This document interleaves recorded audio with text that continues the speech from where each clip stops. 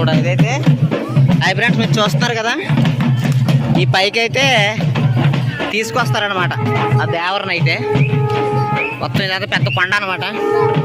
కొండ అయితే ఎక్కాలి, ఇలా పైకి తీసుకొస్తారనమాట.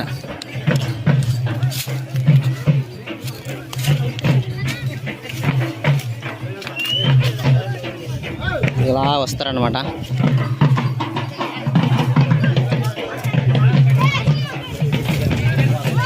చెప్పులు తెచ్చుకోండి.